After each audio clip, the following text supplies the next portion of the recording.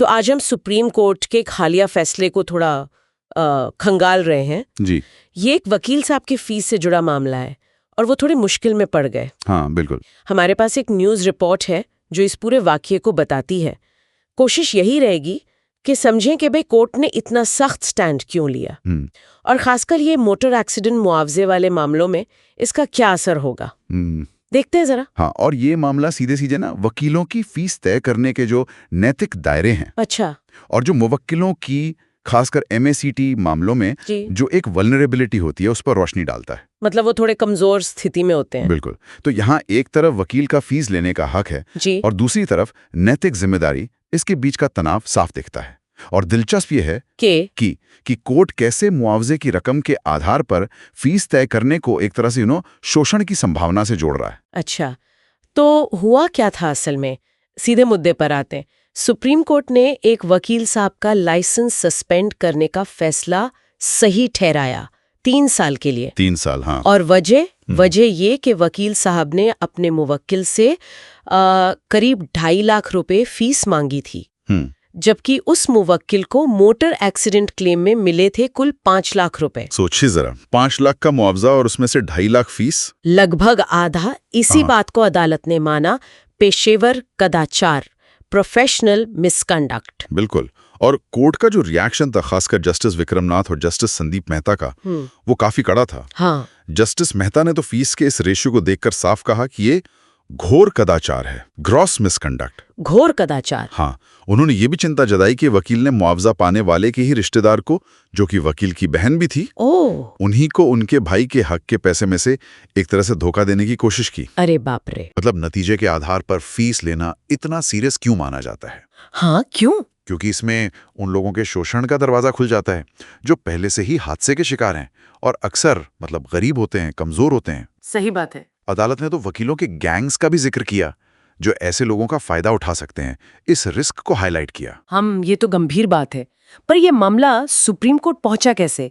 मतलब क्या शुरू से ही 3 साल की सजा थी? नहीं, देखिए, कहानी शुरू हुई पंजाब और हरियाणा बार काउंसिल से। उन्होंने पहले 5 साल का निलंबन लगाया था। अच्छा, 5 साल। हाँ, फिर मामला गया बार काउंसिल ऑफ इंडिया यानी BCI के पास। उन्होंने सजा को घटाकर 3 साल कर दिया। ओके। वकील साहब इसके खिलाफ सुप्रीम कोर्ट गए।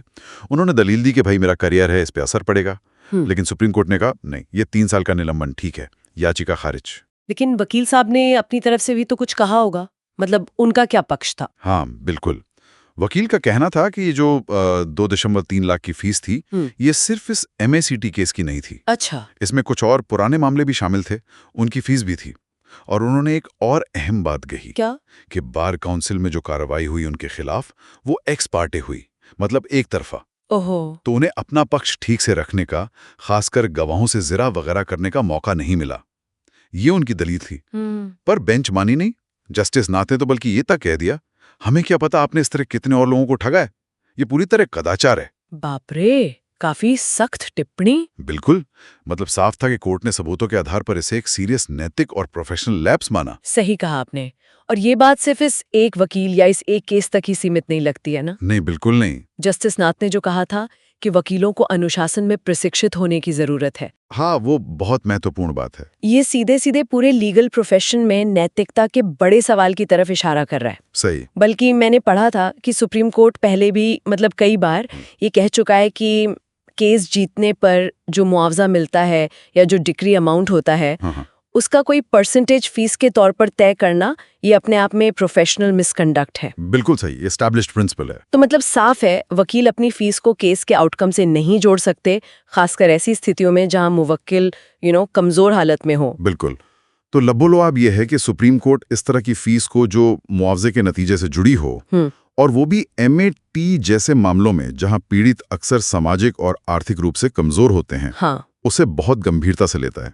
इसे सिर्फ कोई कॉन्ट्रैक्ट का उल्लंघन नहीं माना जाता, नहीं, बल्कि इसे पीड़ितों के संभावित शोषण की वजह से एक गंभीर नैतिक और पेशेवर कदाचार मतलब मिसकंडक्ट माना जाता है। सही। तो कुल मिलाके ये फैसला एक कड़ा संदेश है। जी हाँ। और ये हमें सोचने पर भी मजबूर करता है कि भाई एक संतुलन कैसे बने, मतलब वकीलों को उनकी मेहनत का जायज हक भी मिले, हाँ, वो भी जरूरी है, और साथ ही उन मुवक्किलों के हितों की भी रक्षा हो जो शायद उतने साधन संपन्न ना हो या कानूनी बारीकियों को ना समझते हो। बिल्कुल, ये एक बड़ा सवाल है कि वकीलों की फीस संरचना और क्लाइंट प्रोटेक्शन के बीच, खासकर ऐसे मामलों में जहां क्लाइंट वल्नरेबल हो सकता है, सही संतुलन कैसे साधा जाए। ये वाकई एक अहम सवाल है जिस पर शायद और विचार करने की जरूरत है।